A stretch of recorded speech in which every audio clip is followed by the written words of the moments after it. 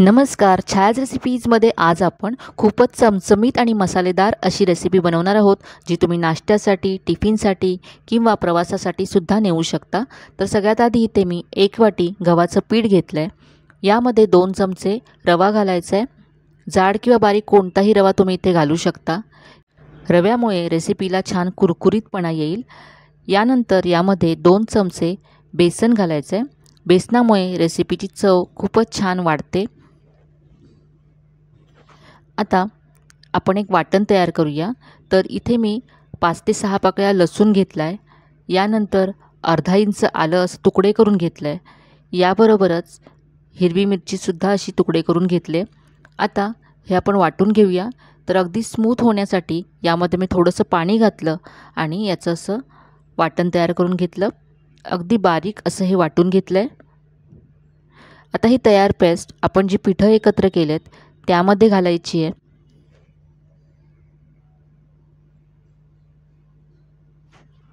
आता यामध्ये आपण मसाले घालूया। तर सुरुवातीला यामध्ये मी 1 मोठा चमचा धनेजिरे पूड घालते। एकत्र केलेली धनेजिरे पूड आहे। तुम्ही जर वेगवेगळी असेल तर अर्धा चमचा पूड आणि अर्धा चमचा जिरे पूड घालू शकता। यानंतर यामध्ये अर्धा चमचा मी लाल तिखट घालते। यामध्ये आपण हिरव्या मिरच्यासुद्धा घातल्यात, त्यामुळे तिखट तुमच्या चवीप्रमाणे घाला। यानंतर इथे अर्धा चमचा मी चिली फ्लेक्स घालते। चिली फ्लेक्स ऑप्शनल आहेत, जर घरी असतील तर घाला, दिसायला रेसिपी छान दिसेल चिली फ्लेक्समुळे। यानंतर इथे पाव चमचा मी हळद घातली। अर्धा चमचा गरम मसाला घातला। अगदी मसालेदार अशी रेसिपी आपण बनवणार आहोत। अर्धा चमचा इथे मी जिरं घातलं आहे। यानंतर अर्धा चमचा ओवा हातावरती कुस्करून घालायचा आहे, स्वाद खूप छान येतो।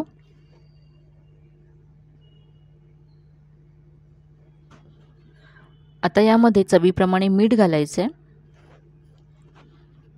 यानंतर भरपूर बारीक चिरलेली कोथिंबीर घालायची आहे। आता यामध्ये पाव चमचा हिंग घालायचं आहे। हिंग नक्की घाला, हिंगाची चव रेसिपीमध्ये खूप छान येते। आता इथे मी 1 चमचा तेल घालते। आता हे सगळं आपण छान एकजीव करून घेऊया। मसाले आणि पिठं सगळं छान मिक्स करून घेतलं।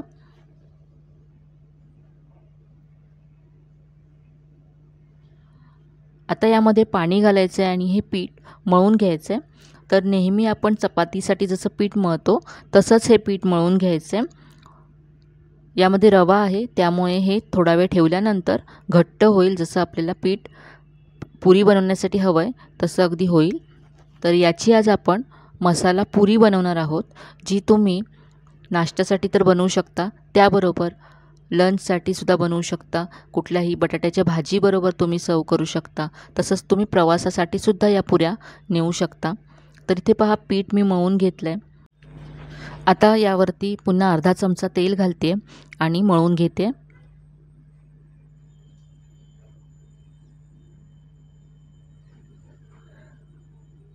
आता हे झाकून आपण 10 मिनिटं असंच ठेवून देऊया, म्हणजे यामध्ये जो रवा आहे तो छान फुलेल। तर इथे पहा 10 मिनिटं झालेत, पाहूया। पुन्हा याला थोडंसं मळून घेते। आता याच्या आपण पुऱ्या बनवूया। तर इथे याचे असे गोळे तयार करून घेते आधी। झटपट होणारी आणि चमचमीत मसालेदार अशी रेसिपी आहे। लहान मोठे सगळ्यांना आवडेल अशी आहे आणि सगळं साहित्य घरी उपलब्ध असेल, सगळे मसाले आपल्या घरी उपलब्ध असतात, तेच इथे मी वापरलेत।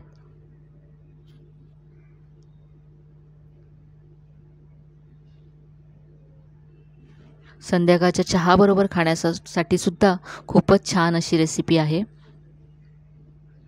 तर इथे असे मी गोळे तयार करून घेतलेत। आता याच्या आपण पुऱ्या लाटून घेऊया। तर आता इथे आपण पीठ लावणार नाही आहोत गोळ्याला, तर इथे तेल लावून तेलावरती ही पुरी लाटून घ्यायची। पीठ लावलं तर ते तेलामध्ये उतरतं आणि तेल खराब होतं, म्हणून इथे मी पुरीला इथे तेलावरतीच लाटून घेणार आहे। तर पहा, हलक्या हाताने असे लाटून घ्यायची पुरी आणि थोडीशी जाडसर लाटायची आहे, म्हणजे पुरी छान फुगते।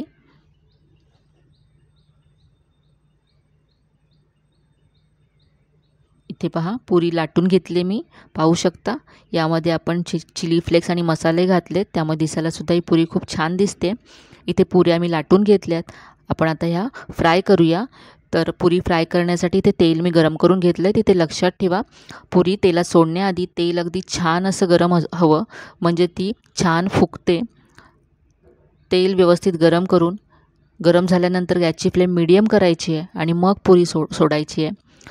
पुरी अशी तेलाच्या वर आली आणि फेस थोडासा कमी झाला की असं चमच्याने असं प्रेस करायचं आहे, म्हणजे पुरी मस्त अशी फुगते. पुरी तळताना ती जास्त वेळा उलटायची नाही आहे. जास्त वेळा पुरी उलटल्यामुळे सुद्धा पुरी तेलकट होते. तर इथे पहा, मी अजून पुरी उलटली नाही आहे. खालच्या बाजूने भाजून आधी आपण फ्राय करून घेऊया आणि मगच पुरी उलटायची आहे. तर आता खालच्या बाजूने पुरी फ्राय झाली असेल, एकदा उलटून घेतली आणि आता दुसऱ्या बाजूने सुद्धा हिला फ्राय करून घेऊया. तर इथे पहा, दुसऱ्या बाजूने सुद्धा पुरी फ्राय झाली आहे. काढून घेऊया. तर अशी पुरी फ्राय करून घ्यायची, जास्त वेळा तिची बाजू उलटायची नाही आहे. तेल निथून मी काढून घेतली. पहा, अजिबात पुरी तेलकट होत नाही ही. आणि अशीच आता आपण आणखी पुऱ्यासुद्धा इथे फ्राय करून घेतल्यात मी. तर इथे पहा, मस्त टमटमीत फुगलेल्या पुऱ्या तयार झाल्यात आणि यामध्ये रवा आहे, त्यामुळे या पुऱ्या अशाच फुगलेल्या राहतात थंड झाल्यानंतर सुद्धा. दिसायला सुद्धा मस्त दिसतात. तर आता इथे मी तुम्हाला एक पुरी तोडून दाखवते. तुमच्या लक्षात येईल ही पुरी किती मस्त खुसखुशीत झाले ते. अगदी कचोरीसारखी चव या पुरीला येते. कचोरी करण्यासाठी वेळ नसेल तर तुम्ही अशा पद्धतीची पुरी करून पहा, सगळ्यांना नक्कीच आवडेल. तर आजची ही मस्त अशी रेसिपी तुम्हाला आवडली असेल. आजची रेसिपी कशी वाटली कमेंटमध्ये कळवायला विसरू नका. रेसिपी जर आवडली असेल तर व्हिडिओला जास्तीत जास्त लाईक करा, शेअर करा. चॅनलवर नवीन असाल तर चॅनलला सबस्क्राईब करायला विसरू नका. चला तर मग पुन्हा भेटूया अशा छान छान आणि नवीन नवीन रेसिपीसह. तोपर्यंत धन्यवाद.